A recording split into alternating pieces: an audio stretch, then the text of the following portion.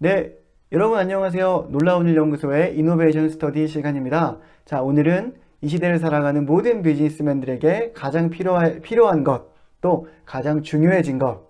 네, 바로 맞습니다. 바로 혁신에 대한 이야기를 함께 나눠보도록 하겠습니다. 혁신에 관련된 이야기, 굉장히 많은 주제들이 있을 것 같은데, 오늘은 그것들 중에서 이 혁신이라는 게 어디에서 시작되는지 그 이야기를 좀 해보려고 합니다. 자, 오늘 함께 살펴볼 사례는요, 바로 우리에게도 너무 친숙한 브랜드, 네, 마트 과일 코너에 가면 그 키위마다 붙어 있는 그 스티커의 주인공, 네, 맞습니다.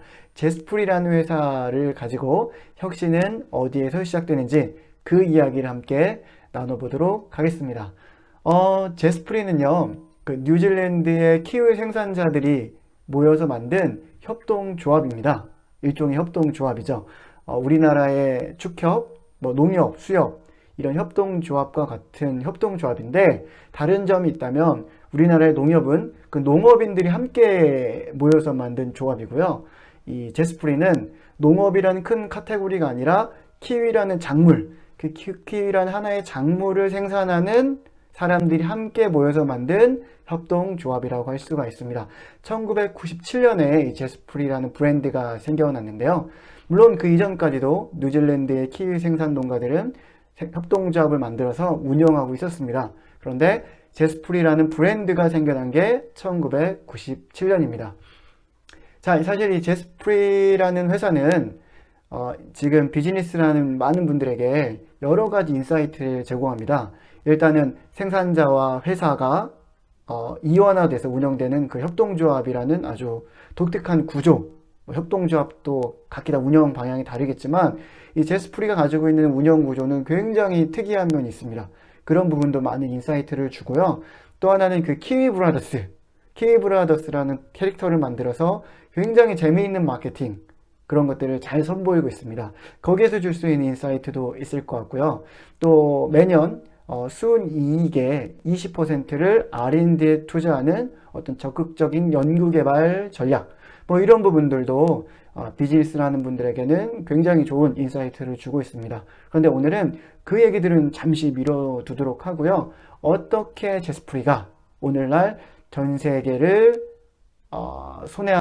전 세계를 휘어잡는 그런 키위 브랜드가 될 수 있었는지 그 이야기를 좀 드리려고 합니다.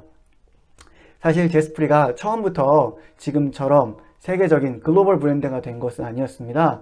한때 뉴질랜드 키위 농가들에게도 굉장히 많은 어려움이 있었습니다.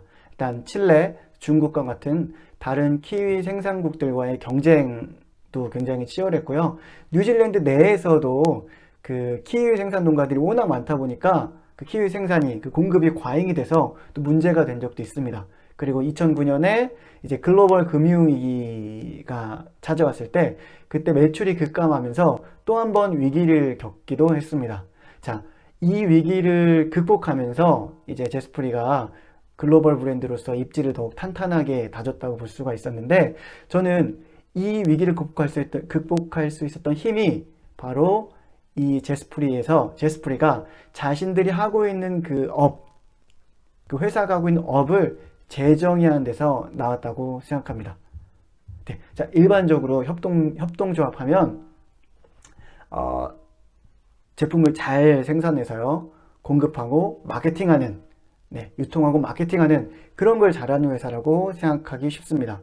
사실 이 제스프리도요, 초기에는 제품을 잘 생산하고 잘 유통하고 마케팅을 잘하는 것, 여기에 또 비즈니스에 초점을 뒀을지 모르겠습니다. 그런데 이 제스프리가 업을 재정했는데 어떻게 했냐면 키위를 잘 만들어서 잘 파는 회사가 아니라 키위를 잘 만들 수 있는 시스템과 제스프리라는 브랜드를 제공하고 로열티를 받는 회사다 라고 자신들의 업을 재정의하면서 이 제스프리의 혁신이 시작됐다고 저는 생각합니다.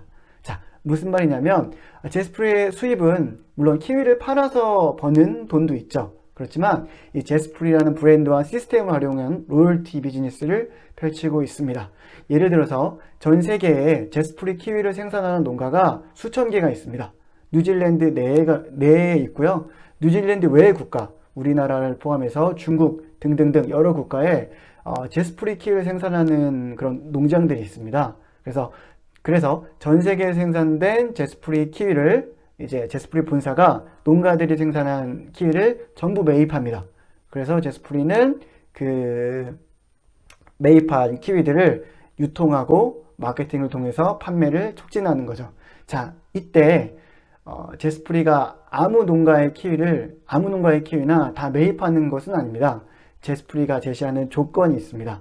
토양부터 제조 공법, 그리고 생산된 과일의 당도까지 제스프리가 제시하는 그 기준을 정확하게 맞춰야지만 키위를 매입을 하게 되고요.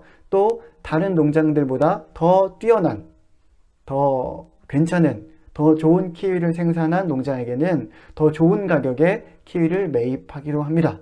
자, 즉 제스프리는 자신들이 가지고 있는 시스템을 가지고 키위를 생산하도록 키위 농가들을 이끌고 있는 거죠. 자, 또 한 가지 포인트는 뭐냐면 제스프리가 개발한 종자 중에 골드 키위라는 종자가 있습니다. 네, 국내 마트에 가보셔도 키위가 그린 키위라는 게 있고 골드 키위라는 게 있을 겁니다. 그 골드 키위는 이제 제스프리가 그 IP, 지적 재산권을 가지고 있는 그 키위라고 보시면 될 것 같습니다. 자, 그 골드 키위를 생산할 경우에는 A라는 농장이 골드 키위를 생산할 경우에는 생산했을 때 이제 15%의 로열티를 제스프리가 받아갑니다. 네, 그래서 정리하면 키위를 생산해서 판매하는 것이 아니라 제스프리가 가지고 있는 맛있는 키위를 생산할 수 있는 시스템을 농가에게 제공하고 자기네들이 가지고 있는 어떤 독점적인 종자를 제공해서 로열티를 받아가는 그런 형태의 비즈니스를 제스프리가 펼치고 있는 것이죠. 자, 어떻게 제스프리가 이렇게 자신들의 비즈니스를 탈바꿈할 수 있었을까요? 저는 그게 오늘의 주제이기도 한 바로 자신들이 하는 업을 재정의했기 때문에 가능했다고 생각합니다.